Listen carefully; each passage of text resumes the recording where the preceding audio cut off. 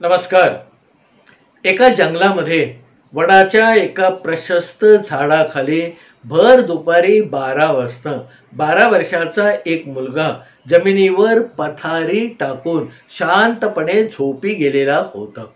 त्या वडाच्या झाडाजवळून एक पायवाट म्हणजे रस्ता जात होता आणि थोड्या वेळाने त्या रस्त्यावरून येणारा एक वाटसरू त्या झाडापर्यंत पोहोचला.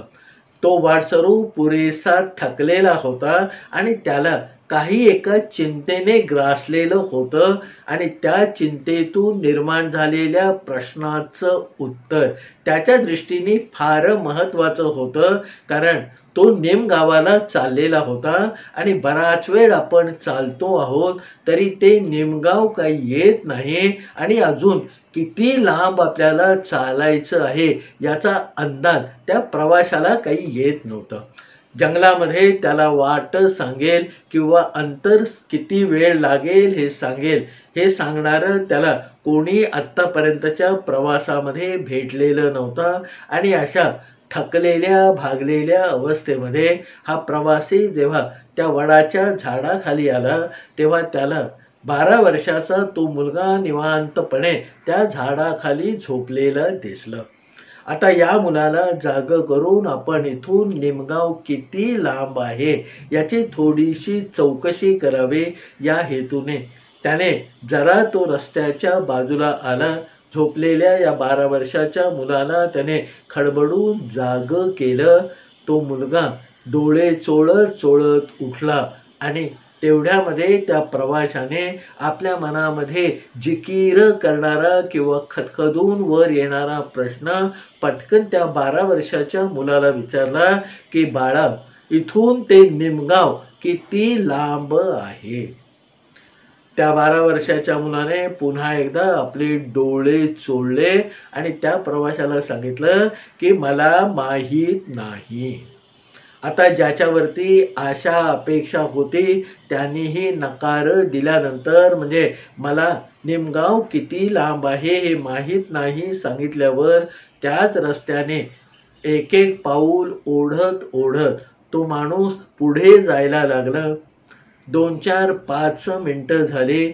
12 वर्षाचा तो मुलगा परत झोपी न जाता आत्ताच आपल्याला जो प्रवासी प्रश्न विचारून गेला त्याच्याकडे एकटक बघत होता आणि 5-7 मिनिटांनी मग या 12 वर्षाच्या मुलाने त्या गेलेल्या वाटसरूला परत एकदा जोरात हाका मारायला सुरुवात केली की अहो काका इकडे या, अहो काका इकडे या.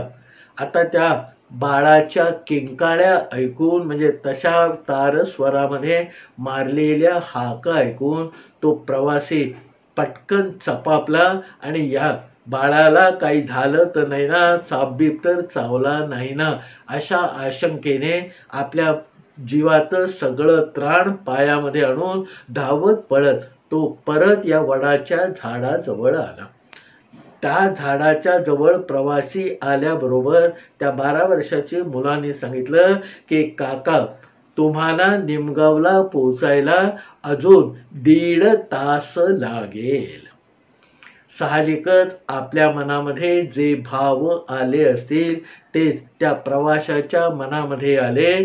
तो म्हणाला की 5 मिनिटापूर्वी मी तुला जेव्हा हाच प्रश्न विचारला की इथून निमगावाला पोहोचायला किती वेळ लागेल तेव्हा तू बेधडकपणे बिनदिक्कीतपणे सांगितलं की मला माहीत नाही. आणि आता 5 मिनिटं मला पुढे गेल्यानंतर हाका मारून परत बोलावतो. माझी चेष्टा करण्यासाठी मी आल्यावर आता मला तू सांगतोस की इथून निमगाव 1.5 तासाच्या अंतरावर आहे. असं सगळं रागाने उद्वेगाने त्या प्रवाशाने त्या मुलाला सुनावलं.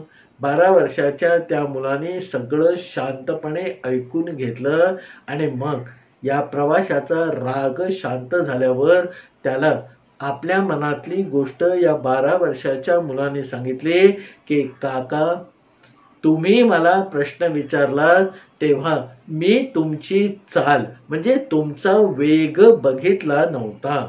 आता 5 मिनिटं तुम्ही चालत गेल्यावर त्या वेगाचा अंदाज घेतल्यावर मला असं आता ठामपणे वाटतंय की याच वेगाने तुम्ही गेलात तर 1.5 तासामध्ये निमगावला पोहोचाल. प्रवाशाला आलेला राग कुठेला कुठे पळून गेला. त्याने मनातल्या मनात या 12 वर्षाच्या मुलाचं कौतुक केलं. पुढे होऊन त्याच्या पाठीवर थाप मारले आणि मग केवळ 1.5 तास चालायचंय या उमेदीने तो प्रवासी निमगावच्या दिशेने चालायला लागला. आयुष्यामध्ये बऱ्याच वेळेला आपण विचारल्या प्रश्नांना तडकाफडकी पटकन उत्तर देत असतो आणि त्याच्यामध्ये एक भली मोठी चूक करत असतो. समजा कधीमध्ये रस्त्याने जाताना 70-75 वर्षाच्या एखाद्या म्हाताऱ्या ग्रहस्थाने वयोवृद्धाने आपल्याला विचारलं की बाबा इथून स्टेशन चालत जायला किती वेळ लागेल, तर आपण पटकन आपल्या मनातलं उत्तर सांगतो की बाबा 15 मिनिटं लागतील, 20 मिनिटं लागतील. पण त्याच्यामध्ये आपण जे महत्वाचे आणि घोड चूक करत असतो ती म्हणजे 15 किंवा लागणारी 20 मिनिटं ही आपण आपल्या चालण्याच्या वेगाला धरून कॅल्क्युलेट केलेली असतात आणि प्रत्यक्षात आपल्यापेक्षा वडीलधाऱ्या वृद्ध असणाऱ्या 75 वर्षाच्या माणसाला जायचं असतं. खरोखरच 15 मिनिटं 20 मिनिटांमध्ये मी स्टेशनवर पोहोचेन या उमेदीने तिथून तो जो वृद्ध गृहस्थ पुढे गेला तर मग स्टेशन 15-20 मिनिटांमध्ये येणार नाही आणि मग उगाचच आपण ज्याला विचारलं त्याने आपल्याला चुकीचं उत्तर दिलं असं म्हणा तो म्हातारा वृद्ध माणूस आपल्याला शिव्या शाप देईल.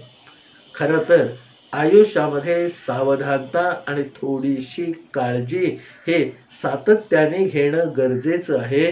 अन्यथा या वृद्ध माणसाच्या शिव्या शाप खायची आपली तयारी असायला हवी आणि मूलतः कोणाचीही शिव्या शाप खायची कोणाचीही तयारी कधीच नसते.